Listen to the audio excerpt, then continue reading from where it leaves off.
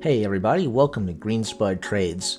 We just concluded the first trading day of 2024, and I want to do a market recap to take a look at what the stock market did and talk a little bit about my strategy and what my thoughts are going to be going into the new year.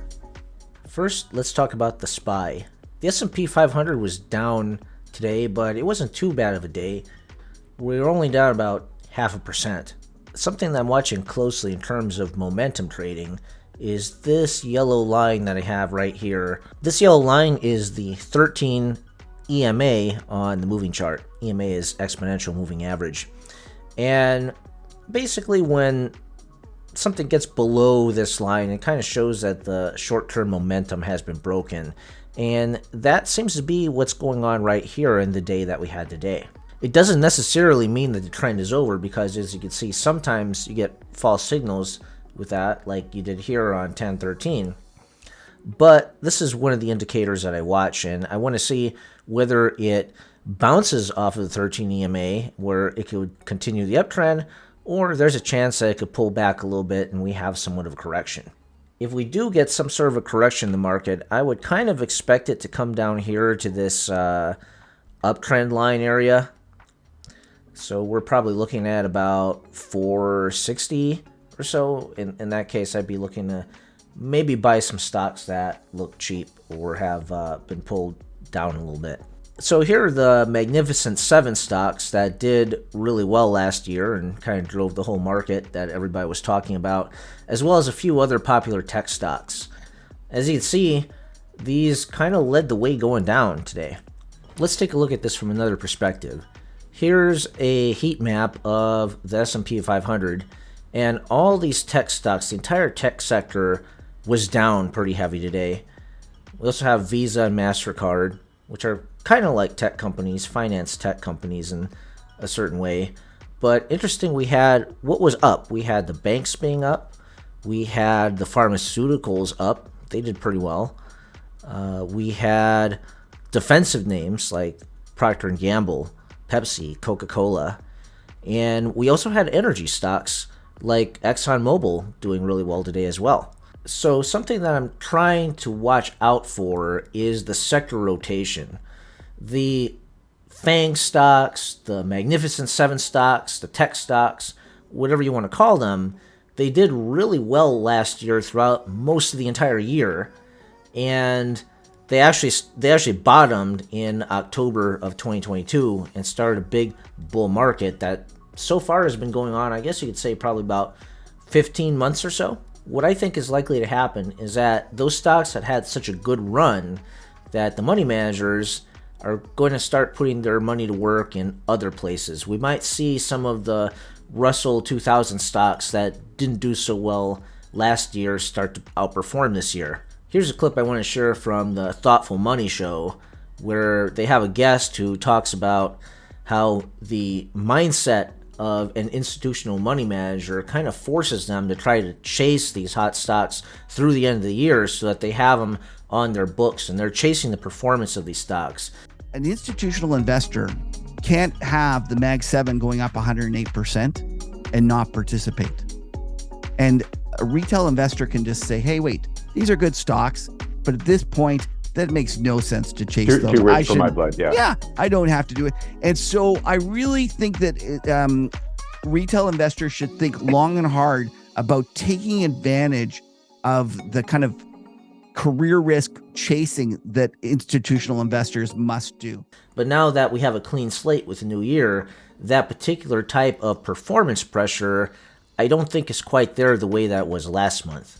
If we look at the Russell 2000 heat map, we could see a little bit more of this sector rotation going on here. We have healthcare names all green.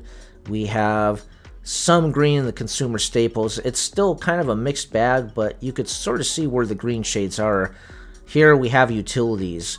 Utilities, those types of stocks tend to be really stable. They tend to pay a dividend. I guess you could say that they're extremely long duration assets. If interest rates are anticipated to go down, you would think that the long duration assets are going to do a little bit better. Speaking of long duration assets, let's take a look at the 10-year yield and the TLT trade and see how that's doing right now. So here is USTreasuryYieldCurve.com, a website where you could look at interest rates and the yield curve. And right now I have the time series chart set up to show us the 10-year yield in red here, the 1-month Treasury yield, and the federal funds target. Actually, let me adjust this to the lower target instead of the upper target. There. Okay, so we have the lower part of the Fed funds target range. Now, as you can see, last year around October, the 10-year yield spiked up to just about 5%, and it came back down to below 4%. So the inverse relation of treasuries and yield, when it went up to 5%, we had the 10-year treasury going down. When we got up to 5% and it pulled back, the value of 10-year treasury bonds actually went up. So if you were holding them, you had an increase in your values. And then because the TLT holds 10-year treasuries, the TLT went up as well. Let's take a look at that action on the TLT ETF. I actually had a trade going on. So I was looking at this trade for some time, keeping my eye on it. And when I saw this long-term trend break, I got in with a long position, and I was in at about a cost basis of 91. Here's a screenshot of the account that I had where I was holding the TLT. Here's my cost basis. I actually took some profits at about 99. I initially had 140 shares, but I think it's a good time here. We had a nice rally. It's a good spot to start taking some profits. If you're looking at that 10-year treasury yield, there's what seems to be a support and resistance area here around 3.25 or 3.5%. What happens if the 10-year yield pulls back and then we get a correction in treasuries? So I think it's possible that it could resume the uptrend and we could see it back at 5% or above pretty easily. And there are a lot of people in this space that like the idea of the TLT. Lance Roberts, a frequent guest on the Adam Taggart Thoughtful Money Show, likes this trade.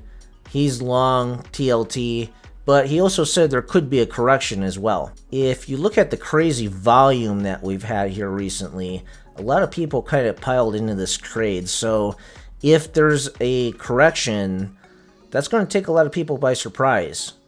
Another stock that I was trying to sell today, actually, when I saw the Magnificent Seven and tech stocks were down, I put in a few orders to try to get out of my Shopify position. So I was buying some Shopify down here on the dips last year, and it had a really good run from the 40s all the way up into the 70s. I think it's a good profit-taking time. It's fallen below its 13 exponential moving average, my yellow line here, and it looks kind of like that could be a resistance area. So I've kind of lightened my position in that. I'm not completely out, neither do I want to be out of Shopify completely, but I think there could be a good dip to buy coming up soon. Anyway, that kind of concludes my little market recap for this first trading day of 2024. If you liked it, hit the like button to support my channel, and that'll encourage me to make more videos just like this one. And if you want to see more of my content, click right here. See you next time.